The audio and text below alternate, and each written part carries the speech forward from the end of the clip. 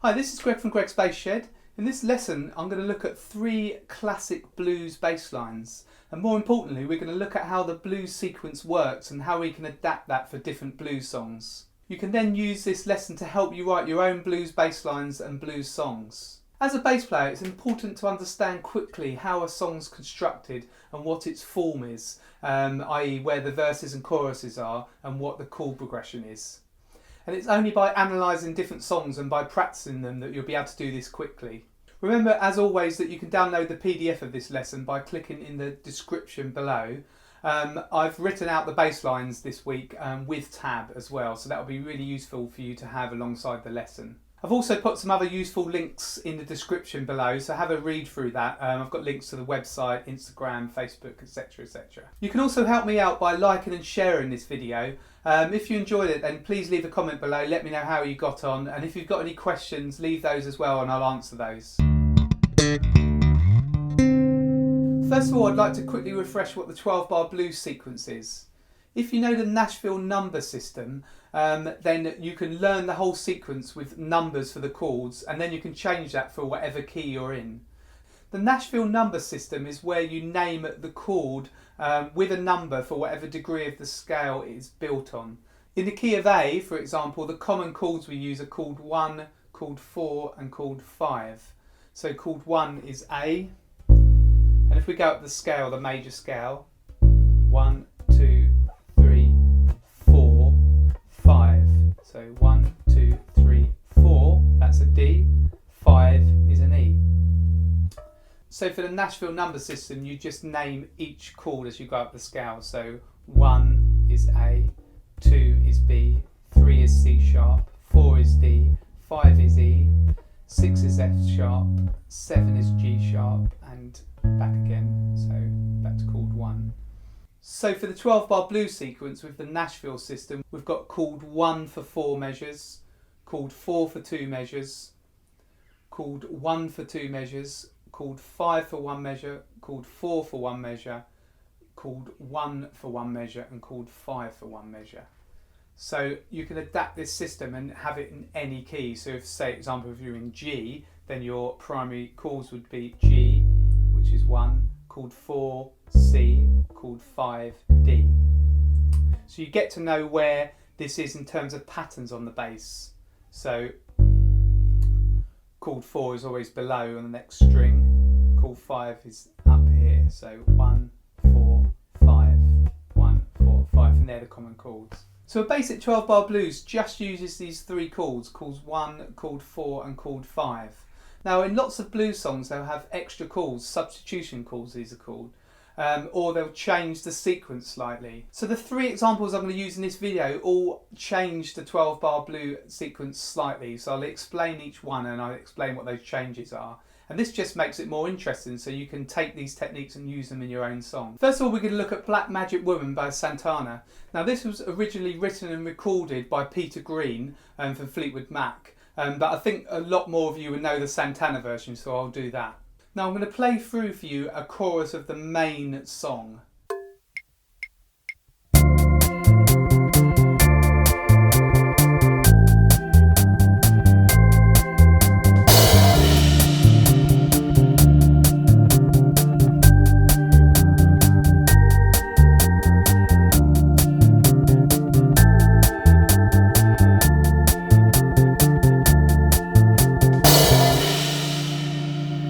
So this is in the key of D minor, and it's a 12-bar blue, and it uses chord 1, chord 4 and chord 5 as a usual blues, but it slightly changes the sequence. So for this sequence we've got chord 1 for 2 bars, which is D minor 7, and then we've got chord 5, A minor 7 for 2 bars, and then we've got back to chord 1, D minor 7 for 2 bars, and then we go to G minor 7, which is chord 4 for 2 bars, and then 1 bar of D minor 7, 1 bar of A minor 7 and 2 bars of D minor 7.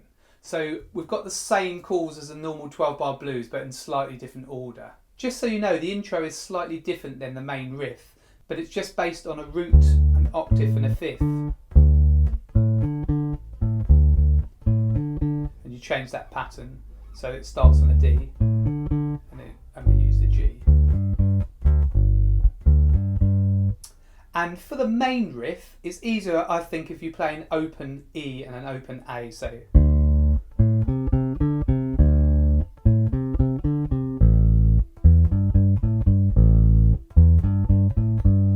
but that is the same pattern when you go down to the G. So you could play it here, or open.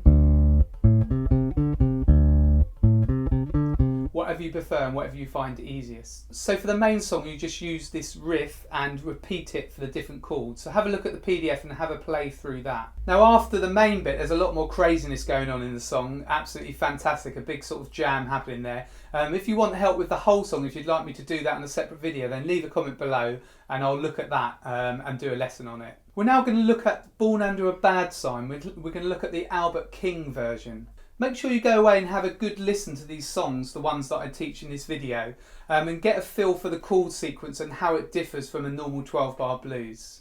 So this will really help you when you're creating your own bass lines and songs. And I can't stress enough that listening is such an important part of your practicing and an important part of you developing as a musician. So you should have, as part of your practice time, a lot of it should be dedicated just to listening. There's also a more modern version of this tune by Robin Ford. That's great as well, but for this one we'll look at the Albert King version. So I'm going to play you verse 1 and verse 2.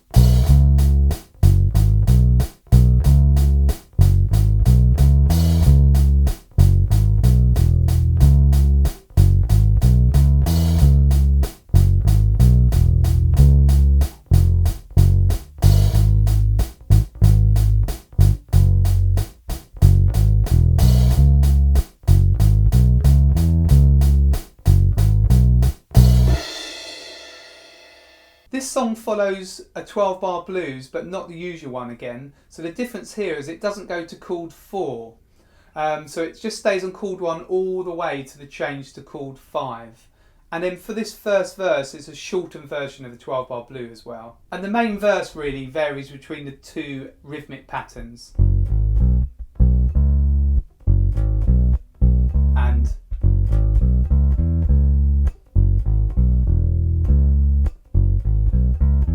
And that's a really iconic bass line. So have a play through the PDF and really look at the chord sequence and note how that's different from a usual 12-bar blues. Third track we're going to look at is The Thrill Is Gone by B.B. King, and this is one of my favourite blues songs. The original of this song was written in the early 50s by Roy Hawkins and Rick Dummel, but B.B. King's version really made this famous in the 70s and made it into a blues standard.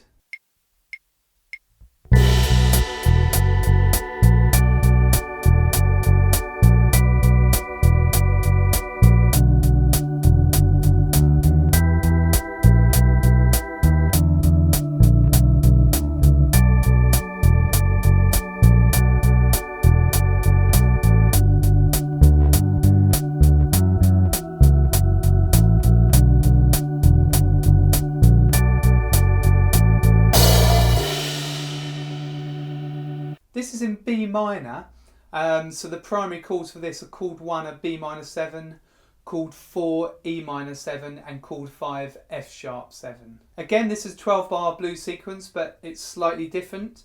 So what we've got an extra chord, we've got a substitution chord of a G major 7.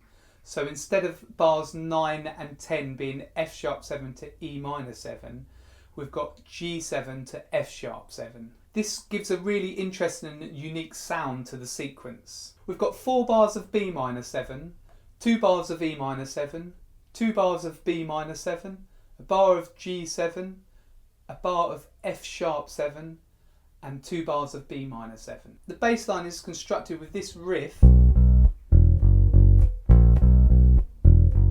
which then moves to the E. So a slightly different bass line, but the same rhythmic pattern. And then it moves to the different chords, but we keep that same rhythmic pattern going throughout.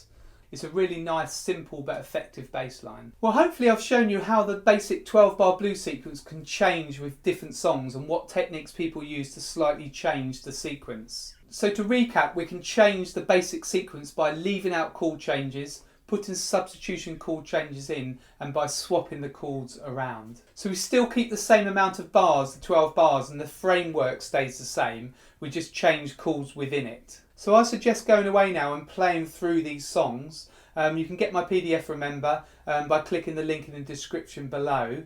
There's a tab there as well for those of you that will find that handy.